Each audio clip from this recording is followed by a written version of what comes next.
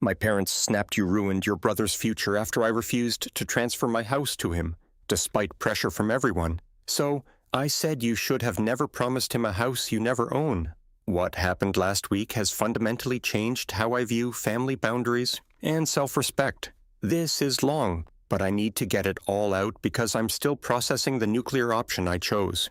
For context, I work in software development for a Fortune 500 company and bought my house 2 years ago in suburban Connecticut. It's nothing extravagant, a 3-bedroom colonial on 2 acres that needed significant work when I bought it. The previous owners had let it deteriorate, but I saw potential. I've spent countless weekends renovating, updating the kitchen with marble countertops and custom cabinets, finishing the basement with a full home theater system, installing hardwood floors throughout and turning it into exactly what I wanted. The mortgage is solely in my name, paid entirely from my savings and income. No family money, no co-signers, no help, just me working 70-hour weeks and saving every penny since college. My younger brother, Michael, 25M, has always been the golden child in our family dynamic. When he dropped out of college after 3 semesters, our parents, Patricia, 55, and Robert, 57, said he was finding himself. When he couldn't hold a job for more than six months at any of the 5 companies that hired him, they called him selective about opportunities. When he crashed the car, they bought him his 3rd vehicle in 4 years. They immediately bought him another one. When he got his girlfriend, Jennifer, 24F, pregnant last year after knowing her for 3 months, suddenly he was stepping up to responsibility and maturing into fatherhood. Meanwhile, I graduated with highest honor, worked 2 jobs through college to avoid loans, and have been promoted 4 times in 5 years at my company. My reward being told, I'm lucky and should help families since success comes easy to you. 2 weeks ago, Michael called asking if they could stay with me temporarily because Jennifer's apartment had mold issues. He swore it would be 2 weeks maximum while they sorted things out with her landlord. Against my better judgment, I agreed. They arrived with her 6-month-old daughter, Olivia, 4 carloads of belongings, and immediately red flags started appearing everywhere. Jennifer complained my guest room was too small for a family, despite it being larger than most master bedrooms. Michael mentioned how the basement would make a perfect nursery if I moved my home office upstairs to the smallest bedroom. They started talking about my house like it was already theirs, discussing where they'd put Olivia's high chair in my kitchen, how they'd baby-proof my living room, which walls they'd repaint in a master bedroom once I relocated to the guest room. On day 3, I found Jennifer rearranging my kitchen cabinets because the current setup doesn't work for family life. On day 4, Michael asked for my garage door code so they could come and go freely. On day 5, they had furniture delivered, a crib, changing table, and rocking chair without asking permission. Then came Thursday night. I just returned from a particularly stressful day at work. We were in the middle of a critical product launch, and I'd been troubleshooting code since 6:00 a.m. I found my parents' cars in my driveway. Strange, since I hadn't invited them. I walked into my house to find a full family meeting happening in NY living room, complete with coffee and pastries from expensive bakery downtown that Patricia only goes to for special occasions. Patricia started immediately, not even greeting me. James, we need to discuss the living situation. What living situation? I asked, genuinely confused while setting down my laptop bag. Robert cleared his throat in that way he does before making proclamations. Michael and Jennifer need stability for Olivia. This house is perfect for them. 3 bedrooms, good school district, safe neighborhood. I actually laughed, thinking it was a joke. The silence that followed told me it wasn't. Patricia continued speaking slowly like I was a child. You're single? No kids? No girlfriend? You could easily get a nice apartment downtown closer to your office. Maybe one of those modern lofts you young people like. Michael needs this house more than you do. It's about family priorities, James. The audacity left me speechless. They were seriously suggesting I should move out of my house, the one I bought with my money, the one I'd spent 2 years renovating so Michael could live here. We thought you could transfer the deed to Michael, and we'd help you with an apartment deposit, Robert added, pulling out his phone to show me apartment listings he'd already researched. Look, this 1 bedroom is only 20 minutes from your office. Much more practical for a single man, Jennifer piped up, bouncing Olivia on her knee. We've already figured out how we'd redecorate. The dining room would become Olivia's playroom, and that office of yours would be perfect for my craft room. Michael could use the basement for his music studio. "What music studio?" I asked, incredulous. "I'm thinking of getting back into guitar," Michael said casually, as if this explained everything. Patricia pulled out a folder, an actual folder with documents. "We spoke to a lawyer friend about the deed transfer. It's actually quite simple. You could even claim it as a gift on your taxes." That's when something inside me snapped, not in an angry yelling way, but in a cold, calculated manner. I looked at each of them sitting in my living room, on my furniture that I'd carefully selected and paid for, planning to take my house like they were dividing up a pizza. "Everyone out," I said quietly. Patricia tried to argue. "James, be reasonable. Think about your niece. Out, huh? All of you." Michael stood up aggressively, his face turning red. "You can't kick us out. We have a baby. It's freezing outside. What kind of brother are you? You have exactly 10 minutes to pack your things and leave, or I'm calling the police for trespassing. The clock starts now." The next few minutes were chaos. Patricia cried about how I was abandoning family and being selfish with blessings God gave me to share. Robert called me immature, spoiled, and said I'd clearly never learned the meaning of family. Jennifer made snide comments about how I'd regret this when I needed them, how Olivia would grow up knowing her uncle chose property over family. Michael tried the brother card, saying I was ruining Olivia's life, destroying our bond, and that he'd never forgive me. I stood by the door, phone and hand timer running, saying nothing. They left at minute 9, Patricia wailing dramatically, Robert muttering about ungrateful children, Jennifer calling me heartless, and Michael threatening that this wasn't over. That night, I couldn't sleep, not from guilt, but from rage at their entitlement. They actually thought they could just take my house. The more I thought about it, the angrier I became. This wasn't the first time they'd pulled something like this, just the most egregious. There was the time they promised my college fund to Michael for his business idea, a food truck that failed in 2 months because he never actually got up early enough to serve breakfast. The time they gave him my car when I was overseas for work training, because he needed it more for his job interviews. He went to 2. The family vacation to Hawaii. They canceled last minute to pay for Michael's wedding to his first girlfriend that ended in a moment, 6 months later, when she realized he expected her to support him forever. Every achievement of mine was minimized. Every failure of Michael's was excused. When I got promoted to senior developer, Patricia said, "Well, computers come naturally to you." When Michael got fired from Target for no showing, she said retail wasn't stimulating enough for his creative mind. I was done being the responsible one who got punished for it. Update 1, the nuclear option. The next morning, Friday, I called in sick to work, first time in 2 years. I had more important things to handle. I called my lawyer friend Brandon, who specialized in estate planning. I explained the situation, and he gave me the most beautiful advice I've ever received.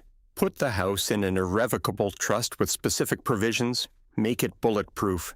For those unfamiliar, an irrevocable trust means I can't be pressured, manipulated, or guilt into transferring my property. Once established, even I couldn't change it without going through significant legal hurdles.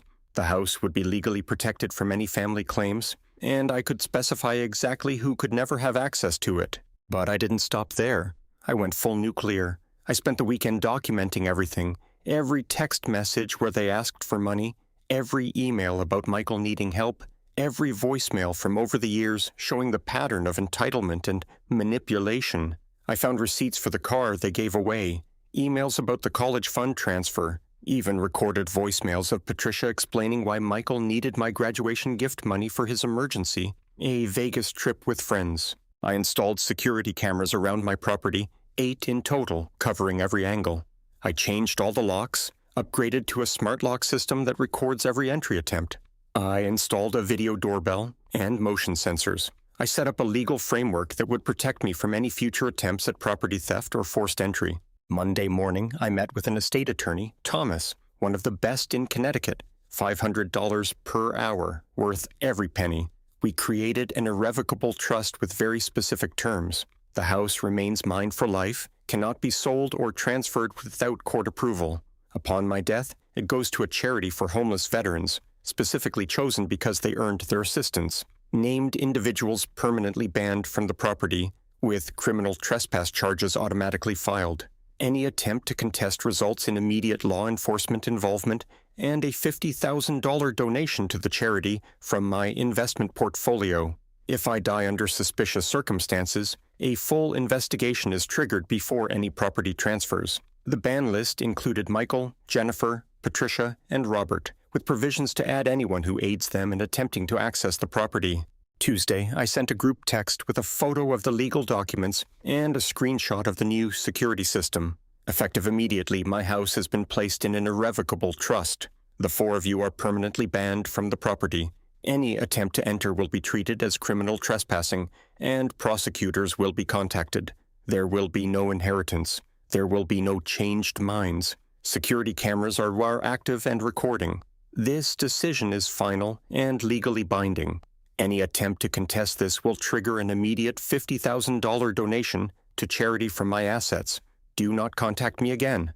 Then I blocked them all. Phone, email, social media, everything. The explosion was immediate and spectacular. They hammered my work email with increasingly unhinged messages. They called my office repeatedly until our receptionist threatened to contact authorities. They even showed up at my workplace during lunch, causing a scene in the lobby. Security escorted them out, and my boss Richard personally banned them from the premises, saying, "We protect our employees from harassment." They tried calling my friends. My college roommate David told them to wander off and reflect on their choices. They contacted my ex-girlfriend, Linda, who laughed and said, "Good for James. You people are insane."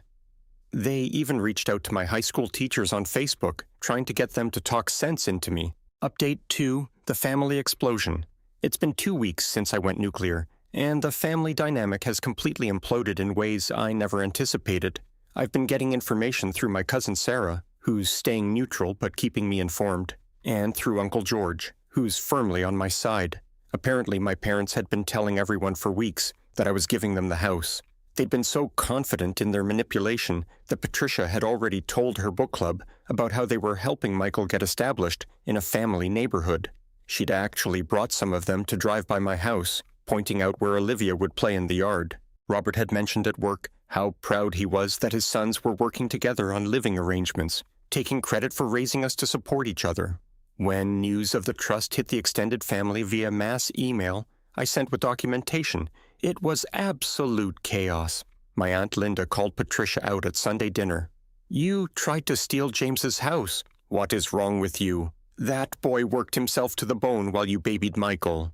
My Uncle George, who's a contractor, and had helped me renovate the bathroom and kitchen, was furious. I spent weekends helping that kid fix that house. He paid me fairly even though I offered to do it for free.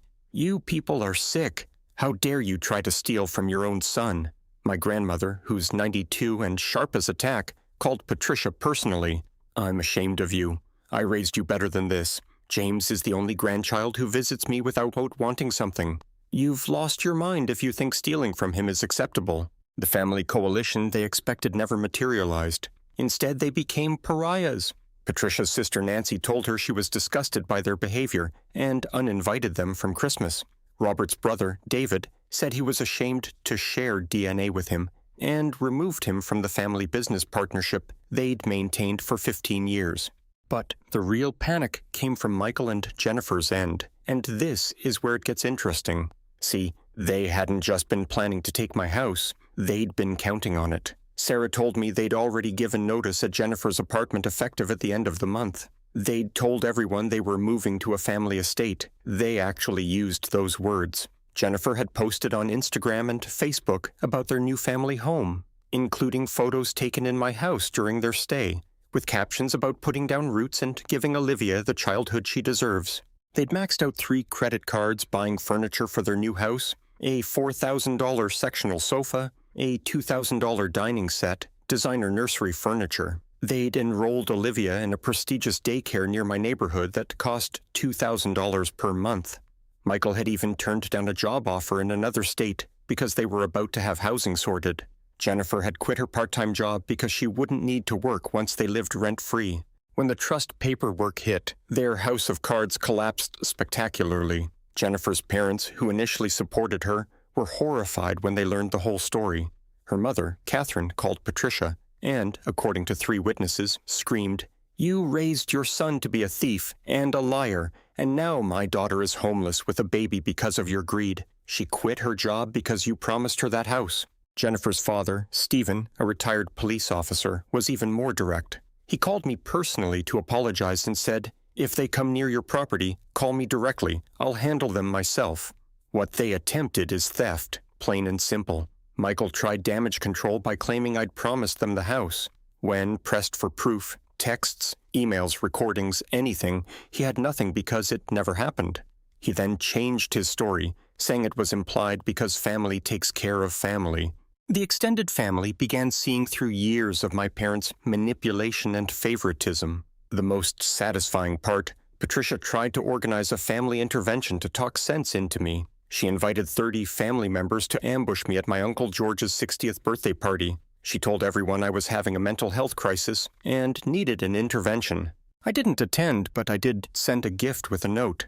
"Happy birthday, Uncle George. Sorry I can't make it. I don't feel safe around certain attendees who tried to steal my home. Enjoy the new drill set, and thank you for always being honest with me." I also sent an email to all 30 invitees with the security footage of them planning to steal my house in my own living room, the legal documents showing the attempted theft, and screenshots of their messages demanding my property. 28 of the 30 family members left the party early in disgust. The only ones who stayed were my parents, sitting alone in a decorated hall surrounded by empty chairs and untouched cake. Update 3, the 3-month aftermath. It's been 3 months since I established the trust, and the landscape has completely changed in ways I never anticipated. Michael and Jennifer ended up moving in with her parents in New Jersey. From what I hear through the grapevine, it's not going well. Jennifer's parents are strict, no staying out past 10 p.m., no friends over, mandatory contribution to household expenses, daily chores, and required attendance at family dinners. Michael actually has to work now. He got a job at a warehouse loading trucks for $15 an hour, and Jennifer works part-time at a daycare for minimum wage while her mother watches Olivia. The entitled prince who thought he deserved my house is now living in his in-laws' basement, working a job he considers beneath him, with a curfew like a teenager. Jennifer's father makes him do yard work every weekend and fix things around their house. "If you're living here, you'll earn your keep," he apparently said. The furniture they bought was repossessed, the daycare enrollment canceled with a lost deposit, their car repossessed after missing 3 payments. They're down to 1 vehicle that Jennifer's parents let them use with conditions and a tracking app. My parents' social life has imploded completely. Patricia was asked to take a break from her book club after the president found out about the attempted theft. Robert's golf buddies suddenly became too busy to include him in their weekly games. One of them told him directly, "I don't associate with people who steal from their children." They've become isolated, bitter, and are reportedly in marriage counseling. The church they've attended for 20 years, the pastor actually gave a sermon about the sin of coveting and made very pointed eye contact with them throughout. Several congregants have told them they're praying for their souls. Their neighbors found out through the rumor mill, and Patricia can't even garden in the front yard without getting disapproving looks. The neighborhood WhatsApp group removed them after someone shared my security footage. The extended family has rallied around me in unexpected ways. Uncle George helped me install a better security system with redundant cloud recording. Aunt Linda sends me weekly dinner invitations and has officially adopted me as her bonus son. Cousin Sarah and her husband Brian come over for game nights every Friday.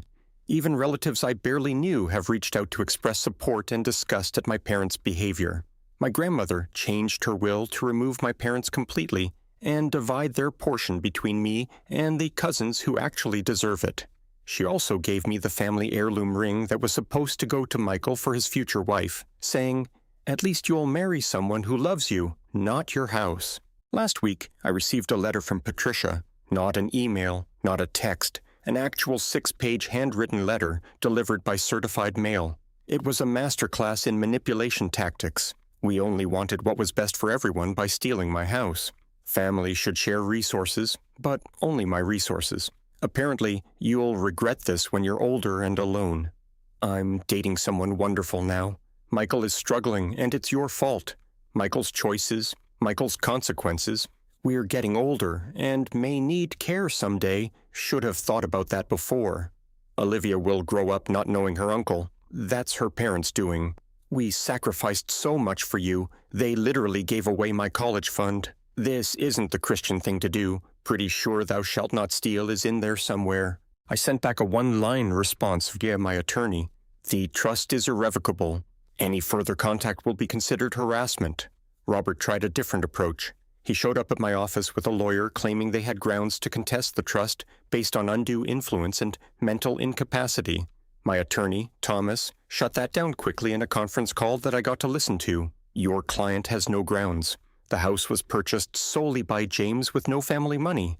He was of sound mind when creating the trust. I have video documentation of our meetings. Your client attempted to steal the property. I have security footage. If you pursue this, I'll file charges for attempted grand larceny, conspiracy to commit fraud, and harassment. The local DA is a personal friend who takes elder abuse and property theft very seriously. The lawyer actually told Robert, you need to let this go. You have no case, and pursuing this could result in criminal charges against you. Michael made one last pathetic attempt, sending a long message through a mutual friend about how Olivia deserved better, how I was punishing an innocent baby, how blood should mean something, how he's struggling with depression, how Jennifer cries every night, how they can barely afford diapers. I responded through the same friend.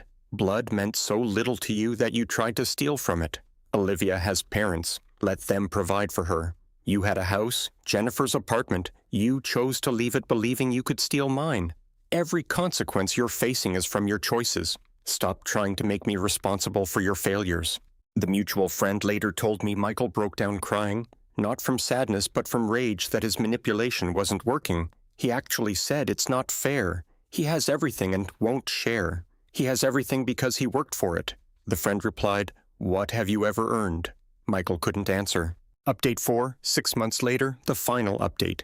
It's been 6 months now, and I'm writing this final update from my home office. The one Michael wanted to turn into a nursery while snow falls outside. So much has happened, and I want to document it all before I close this chapter of my life forever. Michael and Jennifer's situation has gotten progressively worse. They're still in her parents' basement, but now with strict conditions. Jennifer's father installed a lock on the refrigerator after they were caught stealing food meant for a family gathering. They have to buy their own groceries now. Michael was fired from the warehouse job for consistent tardiness and had to take a night shift position at a gas station. Jennifer works full-time now at a different daycare because the first one fired her for bringing Olivia without permission. They tried to start a GoFundMe claiming I had stolen their promised home and left a baby homeless. It raised $50 before being reported and taken down for fraud. The comments were brutal. Apparently, someone shared my security footage in response, and they became a viral example of entitled family members. My parents filed for bankruptcy. Turns out they had taken out a home equity loan to help Michael with his previous failed ventures, expecting to pay it back once they had my house to sell or rent out. Without that plan, with Robert being encouraged to retire early from his job due to the embarrassment he brought to the company, they couldn't make payments. They're now living in a one-bedroom apartment in a less desirable part of town. Patricia tried one more manipulation. She called my work claiming to be having a medical emergency and needing to reach me urgently. When I called back from a blocked number, panicked, she answered cheerfully and tried to guilt me about not being there for family medical emergencies. I recorded the call and sent it to the extended family with a caption, "This is who they really are." The extended family has completely cut them off. Even Patricia's elderly mother, my grandmother, told her, "You're no daughter of mine. I didn't raise a thief and a liar." But here's the positive stuff. My life has flourished without their toxicity. I met someone amazing. Her name is Ashley. A phone. She's a pediatric nurse, and she actually owns her own condo. When I told her this whole story on our 5th date, expecting her to run, she said, "So, you're telling me you have boundaries, self-respect, and won't let people walk all over you? That's incredibly attractive." We've been together 4 months now, and she's moving in next month. Her family is normal. They actually respect boundaries and don't try to steal from each other. My career has skyrocketed without the family drama. I got promoted to technical lead with a 40% raise. My boss mentioned that my improved focus and confidence were notable. "Whatever you did 6 months ago, keep doing it," he said. The house is thriving too. I finished the renovations I'd put off. The master bathroom is now spa quality. The kitchen has professional-grade appliances, and the backyard has a beautiful patio with a fire pit where Ashley and I host friends every weekend. Uncle George helped with everything, and we've grown closer than ever. Last week, something interesting happened. A process server showed up at my door. Michael was suing me for emotional distress and unlawful eviction. The lawsuit claimed I'd promised them the house verbally and reneged, causing them financial and emotional damage. My attorney, Thomas, was actually excited. "This is perfect," he said. "Now we can counter-sue for attempted theft, fraud, conspiracy, defamation, and harassment. We have all the evidence." The countersuit was filed yesterday. We are seeking damages for attempted grand theft, the house value, defamation from the GoFundMe and social media posts, harassment from all the documented contact attempts, emotional distress, I've been in therapy dealing with their abuse, and legal fees. Thomas believes we'll win easily, and might actually get a restraining order that extends beyond the property ban. Michael panicked when he got the countersuit papers. He tried calling me from 17 different numbers in one day, leaving increasingly desperate voicemails that ranged from threats to sobbing, to apologies to more threats. Each one was forwarded to my attorney and added to our evidence file. Final reflection. People ask if I regret going nuclear. The answer is absolutely not. For 27 years, I was the responsible son who got punished for it. I worked hard, saved money, made good decisions, and my reward was to have it all stripped away for someone who refused to take accountability for their choices. The house isn't just property. It's proof of my hard work, my dedication, my success. The fact that my family felt entitled to take it showed me everything I needed to know about their values and their respect for me.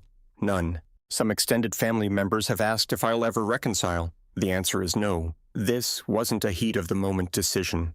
This was the culmination of years of favoritism, manipulation, and disrespect. The house incident was just the final straw that broke any illusion of family love. My parents raised one son to be responsible and another to be entitled, then expected the responsible one to subsidize the entitled one forever. They created this dynamic, and now they're living with the consequences. Michael and Jennifer are learning what actual struggle means. No more safety nets, no more big brother to exploit, no more parents cleaning up their messes. They have to be adults now, and from what I hear, they're failing spectacularly. Their marriage is reportedly on the rocks. Jennifer's parents heard them screaming at each other about whose fault their situation is. My parents are experiencing social consequences for the first time in their lives.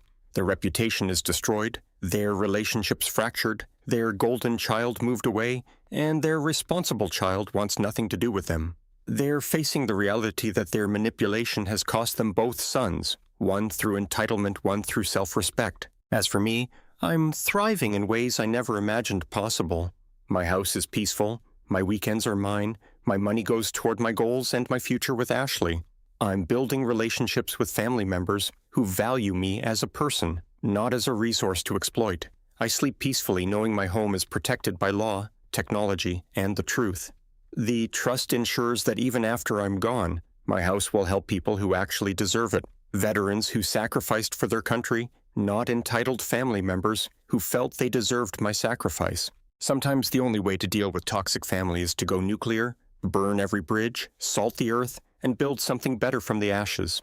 It's not about revenge. It's about self-respect and protecting what you've earned through your own sweat and sacrifice.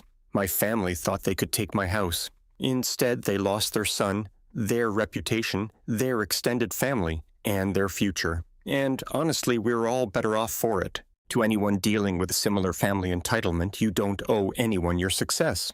You don't have to subsidize poor choices. You can love family from a distance or not at all. Your achievements are yours, and anyone who tries to take them isn't family. They're parasites.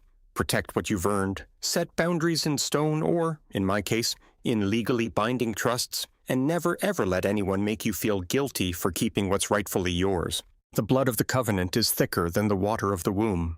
My chosen family, Ashley, Uncle George, Aunt Linda, Cousin Sarah, my friends, and the relatives who respect me are worth more than birth relatives who saw me as nothing more than a wallet with familial obligations.